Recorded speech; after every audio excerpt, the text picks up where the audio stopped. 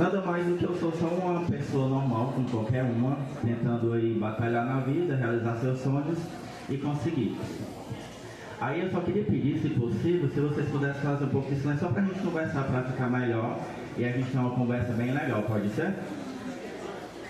Pronto, assim que eu entrei na escola, assim como vocês, algo tipo que uns 20 e poucos anos atrás, eu estudei aqui e eu também estava na posição que vocês estavam. Quando eu entrei aqui, passei o olho rapidamente e lembrei das coisas que eu vivi. Eu lembrava que ali atrás tinha um local que dava para namorar, não sei se ainda dá para namorar, né, mas eu sei que ali dava. Lembro que na época que eu saí, ainda estava sendo construído aquela quadra, não tinha quadra ainda, mas tinha um espaço que também atrás dava para fugir. Então assim, o que é que eu estou querendo dizer com isso?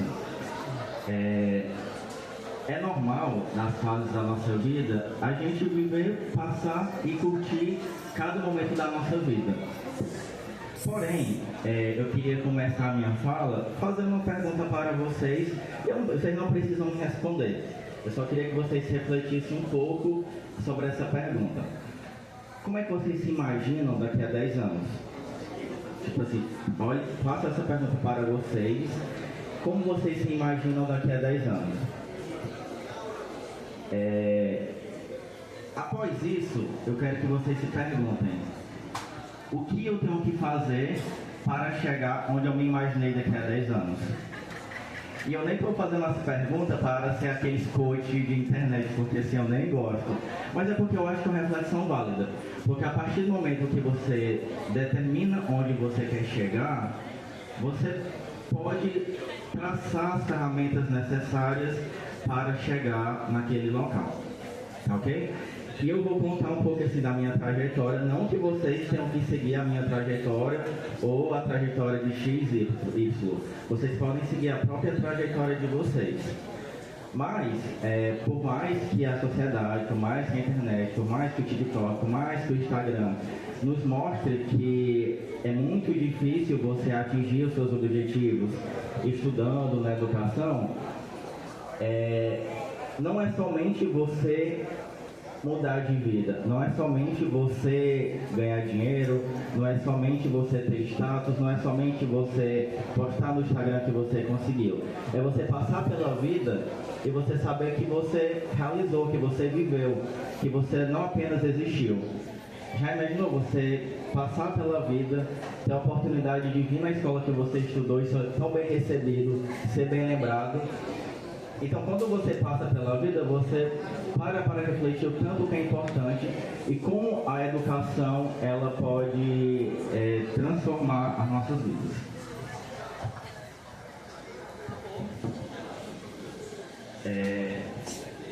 Durante as minhas falas, eu trouxe algumas imagens, porque eu acho que, mais interessante do que eu ficar falando, eu acho que é interessante eu mostrar um pouco.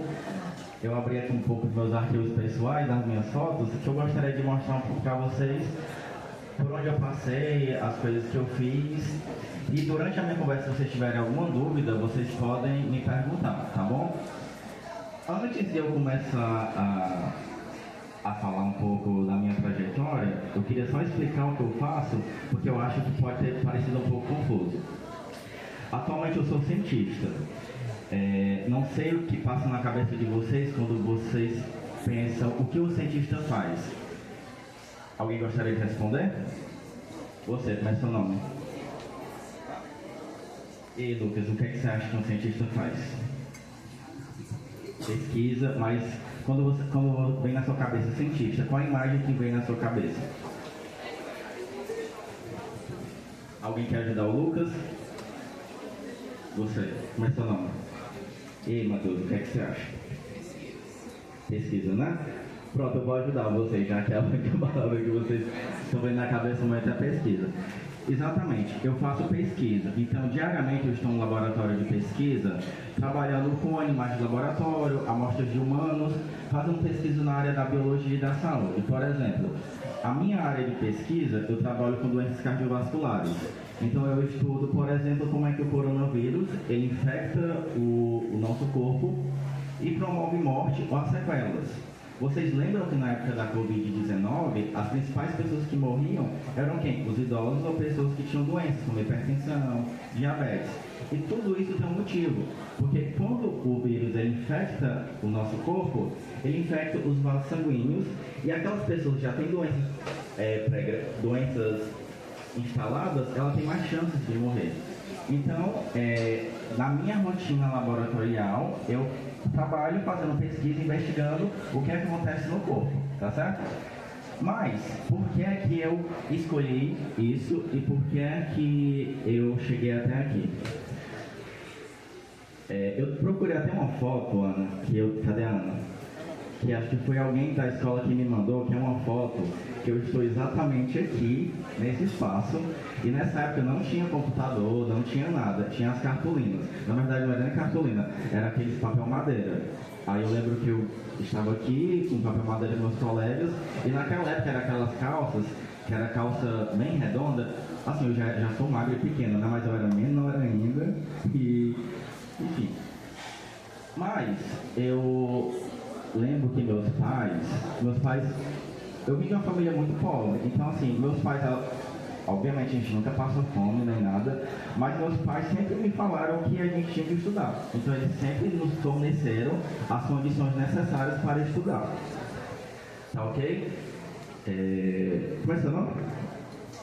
O seu? O seu? Quero te conhecer, você tá... O seu nome? E aí, Luísa, como eu estava falando, meus pais, eles sempre, assim, a gente é uma família super pobre, sabe? Só que assim, eles sempre fizeram questão de falar, tem que estudar, tem que estudar. Então eu me vi assim, poxa, eu não tenho outra opção, então eu tenho que estudar. Além disso, eu sempre fui uma criança que sempre gostei de construir meus próprios brinquedos. Então, tipo assim, eu pegava um rádio quebrado, eu gostava de quebrar o rádio e ver o que tinha dentro e construir outra coisa. Então, assim, eu sempre fui uma criança muito curiosa e sempre fui muito incentivado. Tá certo? Durante o meu ensino fundamental aqui na escola, eu tive a oportunidade de participar de muitas coisas. Era dança, era teatro, até aquelas eleições para prefeito da escola eu participei. Ainda tem? Não, pelo menos agora. Ainda tem? Também não. Mas, por exemplo, na escola tem um representante de turma, como é que funciona? Tem, né? Pronto. Mas, eu era uma criança. Tipo assim, eu não sabia de nada, assim, eu só tinha vontade de ir, né? Então eu ia, havia uma oportunidade, eu ia. E quando eu terminei o ensino fundamental, tinha um processo seletivo para estudar numa escola interna. A escola que na época era a Escola Agrotécnica Federal de Iguatu, mas atualmente é Instituto Federal do Ceará, né? E eu fiz a prova para morar na escola e na época outras pessoas fizeram, mas só eu consegui para morar na escola e ser aluno interno. E eu lembro, Ana, que teve uma pessoa na época que falou assim, nossa, esse menino não vai aguentar 3 dias naquela escola. Porque eu, desse tamanhozinho, magro, e lá na escola você, como eu cursei técnica agropecuária, você tinha que cuidar de porco, de vaca, capinar, então para você ficar no final de semana na escola, tinha que capinar. Eu lembro que primeira semana que eu fiquei, eu liguei pra mãe, não mãe, não quero ficar final de semana aqui não, dá um jeito. Aí o Paulo Roberto, eu tinha um irmão lá, era da marca de uma irmã, aí vez ou outra final de semana eu fugia. Até que eu fui me adaptando e fui ficando.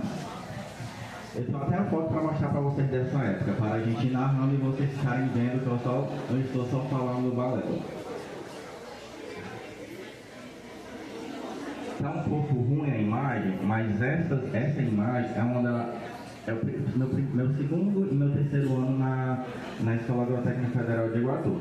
Nessa imagem de baixo, eu estou com meus colegas, a gente estava em uma aula prática de apicultura, porque na escola você, como é um mundo muito amplo, você pode